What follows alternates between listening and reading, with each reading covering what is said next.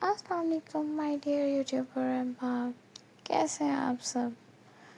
تو چلیے پڑھتے ہیں عشق میں بسم اللہ ایپیسوڈ 108 پارٹ 2۔ وہ خوبصورت شہزادہ جسے دیکھ کر دل بے لگام گھوڑے کی طرح دیوانہ وار دوڑ رہا تھا، ہر دھڑکن میں ایک طوفان سا اٹھ رہا تھا۔ زرمینہ خان سمجھ نہیں پا رہی تھی دل کی سنے یا حالات کی۔ یہ بے ایمان دل کا چور اس کا صبر آزمانے آیا ہوا تھا۔ اس کی موجودگی سے ہر سانس بھاری، ہر لمحہ شعلوں کی طرح جلتا جا رہا تھا۔ زرمینہ نے اپنے دل کی تیز دھڑکنوں سے نظریں چرائیں۔ دل اس ظالم کی چاہ میں پاگل ہو رہا تھا۔ ہر خالی لمحہ ایک چنگاری کی طرح اس کے اندر بجھ نہیں تھا، اور حالات ایسے تھے کہ اسے اندر بلا نہیں سکتی تھی۔ وہ جانے کا نام نہیں لے رہا تھا۔ دل اور دماغ کی جنگ جاری تھی۔ مرجان بخاری کی پھر سے کال آ رہی تھی۔ اس کی آواز جیسے بجلی کا کرنٹ دل میں گھس رہا تھی۔ زرمینہ نے جلدی سے فون اٹھایا اس سے پہلے کہ وہ کچھ بولتا۔ زرمینہ جلدی سے بولی، شاہ جی چلے جائیں نا، اس وقت میں کل آ کر ملوں گی۔ مرجان نے زوردار قہقہہ لگایا اور زرمینہ اندر تک کانپ گئی۔ ہر رگ میں خون تیز دوڑنے لگا۔ دل دھڑک دھڑک کر سینے سے باہر نکلنے کو تیار تھا۔ سنو بیوی، میں یہ تماشے برداشت نہیں کروں گا۔ اگر مجھے اندر نہیں بلاؤ گی تو آج ہی جا کر دوسرا نکاح کروں گا اور آج ہی سہاگ رات مناؤں گا، اور اگر مجھے اندر بلاؤ گی تو تھوڑا سا پیار کر کے چلا جاؤں گا، قسم سے۔ زرمینہ کا دل دھڑک دھڑک کر باہر آنے کو تیار تھا۔ رخسار لال گلاب ہوئے تھے۔ ہر خال اس کے جسم پر شرم اور تپش کی لہر دوڑ رہی تھی۔ مرجان لیپ ٹاپ میں اسے دیکھ رہا تھا۔ اس کے ہونٹوں پر دلنشین مسکراہٹ کھیل رہی تھی، جیسے وہ ہر لمحہ اس کے اندر گھسنے کو تیار تھا۔ اتنی لال کیوں ہو رہی ہو جانی؟ زرمینہ نے گھبرا کر آس پاس دیکھا۔ جانے کیوں اسے لگ رہا تھا مرجان اسے دیکھ رہا ہے، لیکن وہ یہاں نہیں تھا۔ یا شاید اس کا اپنا ہی پاگل پن تھا، ورنہ وہ تو باہر کھڑا تھا۔ ہر لمحہ دل کے اندر تپش بھڑک رہی تھی۔ زرمینہ بے بسی سے بولی، مان جائیں نا شاہ جی، پلیز، میں کل آؤں گی۔ نہیں مسز شاہ، ایسا نہیں ہوگا، ابھی تو ابھی، ورنہ پھر کبھی نہیں۔ زرمینہ ونڈو میں گئی۔ وہ اب بھی اسی پوزیشن میں کھڑا تھا، دل میں گھس جانے کو تیار۔ ہر سانس میں ایک کشش، ہر لمحے میں ایک بے صبری۔ زرمینہ کے دل نے پھر ملن کے لیے مجبور کیا، لیکن وہ پھر دل پر قابو پاتی بولی، اتنا تیار کیوں ہوئے ہیں؟ مرجان مسکرایا۔ یہ ہر مسکراہٹ میں دھڑکن بڑھا رہا تھا۔ مطلب ظالم اس سے پوری توجہ سے دیکھ رہی تھی۔ مرجان بخاری نے پھر سے قہقہہ لگایا، جیسے دل کی دھڑکنوں کو اور تیز کر رہا ہو۔ یہ آپ پوچھ رہی ہیں مسز شاہ؟ آپ تو یہی چاہتی تھی، جب بھی میں اپنے سسرال آؤں تو مہنگا ترین ڈریس، مہنگی گھڑی، مہنگا پرفیوم، مہنگا موبائل اور مہنگی گاڑی ہو میرے پاس۔ تب تمہاری دہلیز پر آؤں تو دیکھو گی، سب میرے پاس ہے۔ اب تو خود ہی میری باہوں میں چلی آؤ، نہ جانا اب دوری مشکل ہے۔ آج وہ پوز نہیں بناؤں گا جس سے آپ ڈر کر اس دن رونے لگی تھی۔ زرمینہ کے گالوں سے پسینہ نکلنے لگا۔ وہ یاد کرتی سرخ ہو گئی تھی۔ ہر خال شرم اور حرارت میں ڈوبا ہوا تھا۔ کتنا بے شرم تھا، ایسی باتیں کرتا تھا کہ خود سے شرم آ جائے۔ زرمینہ بالکل خاموش رہ گئی۔ دل میں ایک آگ اور سرکشی پیدا ہو گئی۔ مرجان کا قہقہہ اس کی سماعتوں سے ٹکرایا، جیسے ہر سننے والی رگ میں بجلی دوڑ گئی۔ وہ ہوش میں آئی۔ کیا ہوا جان من؟ سب یاد آ گیا۔ اف جانا، اس دن اگر آپ روتی نہ، اب تک میں بابا اور آپ ماما بن گئے ہوتے۔ زرمینہ کو سمجھ نہیں آ رہا تھا اس بے شرم بندے کو کیسے روکے، جو سیدھی باتیں کر کے اسے زج کر رہا تھا۔ دل میں حرارت اور خوف کا طوفان اٹھ رہا تھا۔ یہ بات سچ تھی کہ زرمینہ اس دن مرجان کی بے باک قربت سے ڈر گئی تھی۔ کیسے وہ اس کی ٹانگیں اپنی کمر پر لپیٹ کر اس کے قریب ہوا تھا۔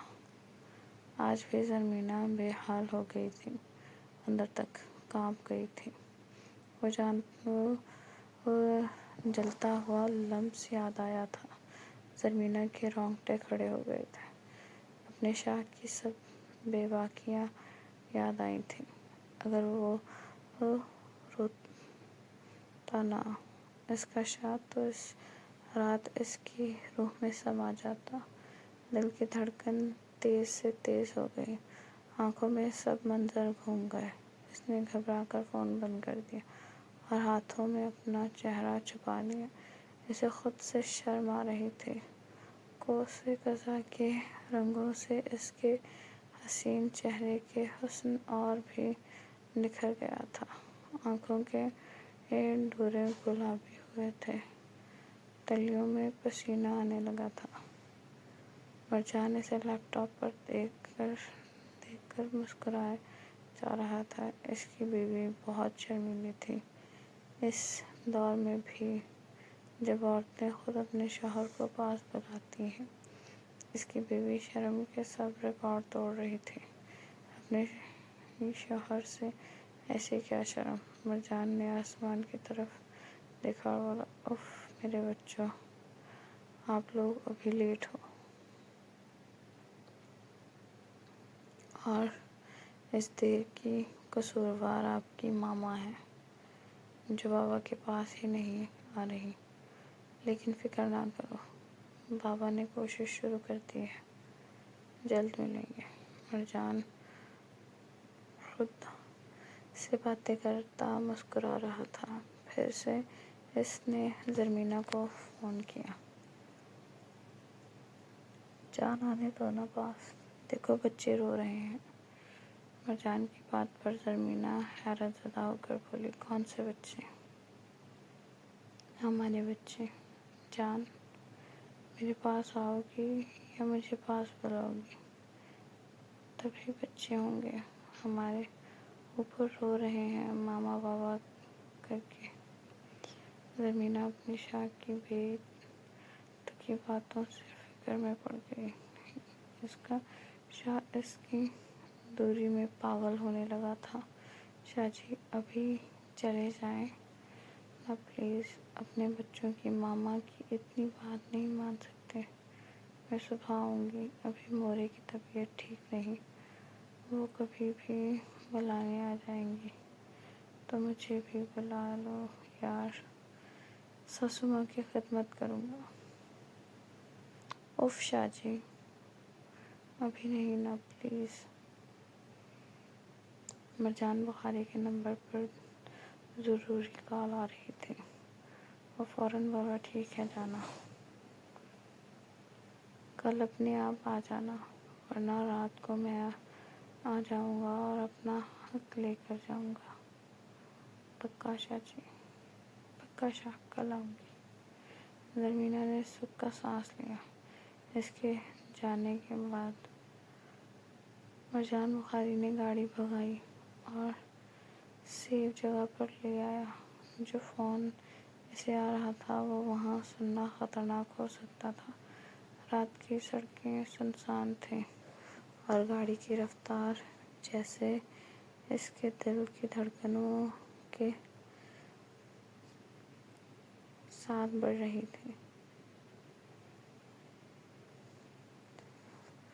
مرجان بخاری گاڑی لاک کر کے بلیک پردے گرائے اور ویڈیو کال آن کی تو سامنے دیکھ کر وہ بے یقین ہوا۔ دیان خان سچ میں زندہ تھا۔ چند لمحوں کے لیے جیسے مرجان کی سانسیں ہی رک گئی تھیں۔ اس کی نظریں اسکرین پر جمی رہ گئیں۔ وہ اتنا کمزور ہو گیا تھا کہ وہ پہلے والا دیان لگ ہی نہیں رہا تھا۔ 2 مہینے سے مسلسل بے ہوش تھا۔ نرین خان اسے کمزور کرنے کی دوائی دے رہی تھی، بلکہ مصطفیٰ ملک کو تو لگتا تھا کہ نرین اسے تھوڑا تھوڑا زہر دے رہی ہے۔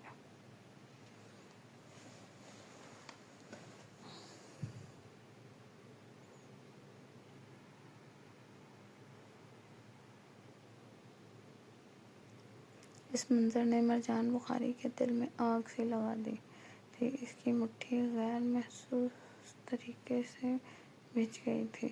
اس دن مرجان بخاری کو مصطفیٰ ملک نے سب بتا دیا تھا، لیکن مرجان نے بھی اس پر بھروسہ نہیں کیا تھا۔ مرجان نے اسے چپ چاپ نرین کے آنے سے پہلے اسے وہاں پہنچا دیا تھا اور ساتھ ہی ایک فون بھی دیا تھا جو اسے کہا تھا چھپا کر رکھے، اور جب موقع ملے اسے پہلے ویڈیو کال کر کے دیان خان کو دکھائے، بعد میں ہی وہ کچھ کرے گا۔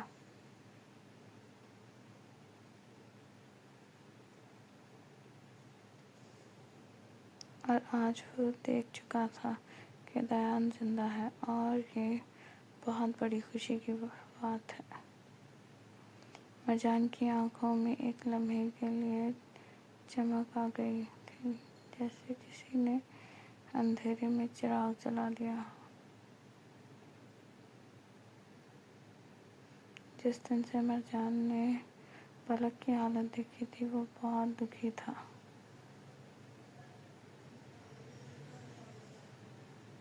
اس کی بہن پلک اس عمر میں بیوہ کہلوانے لگی تھی۔ کوئی اسے سنبھالنے والا نہیں رہا تھا۔ پلک کی بے بسی کا خیال آتے ہی مرجان کے سینے میں ایک درد سا اٹھا تھا۔ مرجان بخاری نے اللہ کریم کا شکر ادا کیا کہ اس نے اس کی بہن بیوہ نہیں ہو۔ اس نے سر آسمان کی طرف اٹھایا جیسے خاموشی سے رب کا شکر ادا کر رہا ہو، لیکن وہ جلدی پلک کو بتا نہیں سکتا تھا دیان زندہ ہے، کیونکہ ابھی ایک غلط قدم سب کچھ برباد کر سکتا تھا۔ مرجان نے دیان کو دیکھنے کے بعد مصطفیٰ ملک کو حوصلہ دیا کہ فکر نہ کرو، پہلے تمہارے بچوں کو سیو کروں گا اور میں دیان کی دوائیاں بھیج رہا ہوں۔ تم دیان کو ان کی دوائی نہیں دو گے، جو میں بھیج رہا ہوں وہ دوائی دے دو گے، باقی آگے کا کام بعد میں کروں گا۔ تمہیں بس جلد سے جلد دیان کو ہوش میں لانا ہے۔ مرجان کی آواز اب پہلے سے زیادہ مضبوط اور فیصلہ کن ہو چکی تھی۔ فون کرتے ہی مرجان نے اپنے آدمی الرٹ کر دیے۔ اس کی آنکھوں میں اب ایک خطرناک سنجیدگی اتر آئی تھی۔ اسے دیان کو وہاں سے نکالنا تھا اور مصطفیٰ ملک کی فیملی اور مصطفیٰ ملک کو بھی سیو کرنا تھا۔ یہ صرف ایک مشن نہیں تھا، بلکہ اب اس کی بہن کی زندگی کا سوال تھا۔ اس نے کسی سے پہلے اپنے آدمیوں کو مصطفیٰ ملک کے بچوں کی نگرانی کرنے بھیجا۔ کچھ اس کے آدمی نرین خان کے گھر کے پاس تعینات کر دیے، کچھ خان حویلی کے پاس اور کچھ عرفان سکندر پر نظر رکھنے کے لیے۔ مرجان بخاری اب مکمل طور پر ایک جنگ کی تیاری کر رہا تھا اور اس جنگ میں وہ کسی کو بھی اپنی بہن کی خوشی چھیننے نہیں دے گا۔